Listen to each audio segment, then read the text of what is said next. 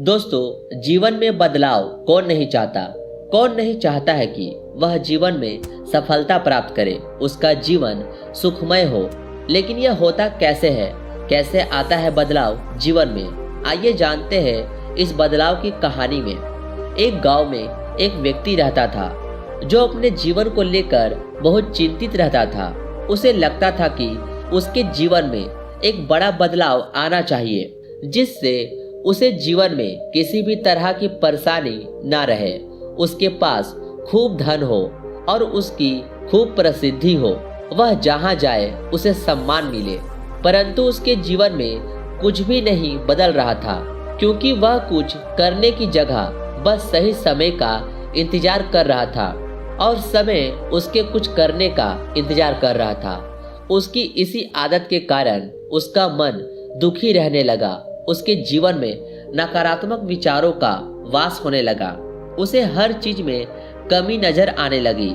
जब भी वह कुछ करने का मन बनाता तो अचानक उसके मन में विचार आता कि शायद ये काम सही ढंग से नहीं हो पाएगा।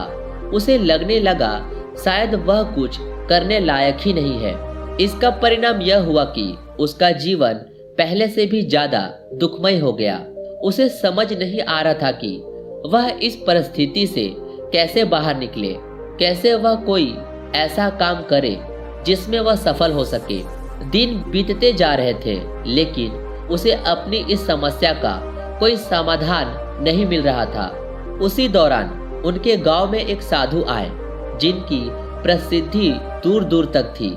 सब ऐसा कहते थे कि उनके पास हर समस्या का हल मिल जाता है। जब उस व्यक्ति ने यह सुना कि साधु उनके गांव में आए हैं, तो वह बिना कुछ सोचे समझे अपनी समस्या लेकर तुरंत उनसे मिलने चला गया। साधु को प्रणाम कर उसने अपनी समस्या बताई। उसने बताया कि वह अपने जीवन में बदलाव चाहता है, परंतु उसे कोई सही राह नहीं मिल रही है। इसी कारण उसके मन में नकारात्मक विचार आते रहते हैं और दुख हमेशा उसे घेरे रहता है। कोई काम करने जाता हूँ तो मन में उसकी विफलता का विचार पहले ही आ जाता है। बताइए मैं ऐसा क्या करूं कि एक सुखद जीवन जी सकूं। साधु ने पूरी बात सुनी और उस व्यक्ति को दूसरे दिन उसे सूर्योदय के समय आने के लिए कहा। दूसरे दिन वह व्यक्ति उन साधु के पास जा पहुंचा। साधु पूजा पाठ के बाद सैर के लिए निकलने वाले थे। उन्होंने उस व्यक्ति को साथ चलने के लिए कहा। चलते चलते वे एक खेत के पास पहुंचे। गेहूं की फसल की तरफ इशारा करते हुए साधु ने पूछा, क्या तुम बता सकते हो इस खेत में यह फसल कैसे उगी होगी? उस व्यक्ति ने पूरी प्रक्रिया बताते हुए उत्तर दिया, जी पहले खेत को जोता गया होगा, फिर उसमें बीज डाला गया होगा, उसके बाद समय समय पर पानी दिया गया होगा, तभी यह फसल उगी होगी। थोड़ा आगे और चलने पर उन्होंने देखा कि एक खेत में घास ही घास थी। एक बार फिर साधु ने उस व्यक्ति से पूछा, क्या तुम बता सकते हो इस खेत में यह घास किसने उगाई होगी? उस व्यक्ति ने एक बार फिर से साधु के प्रश्न का उत्तर दिया, महाराज, घास कौन उगाता है? ये तो अपने आप उग जाती है। जब खेत में किसी और चीज का बीज नहीं डाला जाएगा तो घास ही उगेगी। साधु ने उस व्यक्ति को समझाना शुरू किया, बस तुम्हारे इन्हीं उत्तरों में तुम्हारी समस्या का हल छिपा है। मानव मन भी एक खेत की तरह ही होता है। इसमें तुम जो भी बीज डालोगे तुम्हें वही फसल मिलेगी। अगर तुम इस पर काम करते रहोगे, इसमें सकारात्मक के बीज बोते रहोगे, तो ये तुम्हें सफलता की ओर बढ़ाएगा। और यदि तुम अपने भविष्य की चिंता में वर्तमान का समय भी नष्ट करोगे तो दिमाग में नकारात्मकता की वृद्धि होगी।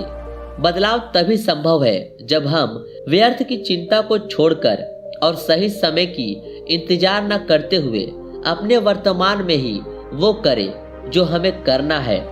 उस व्यक्ति को यह बात समझ में आ गई कि अगर मन को सही दिशा में लगाना है तो उसे सही दिशा की तरफ बढ़ाना होगा। मन रूपी खेत का सही प्रयोग ही जीवन में बदलाव ला सकता है। इसे खाली छोड़ देने से इस पर आलस और नकारात्मकता अपनी सत्ता जमा लेते हैं। मन के कहे पर मत चलिए, बल्कि मन को अपने कहने पर चलाइए।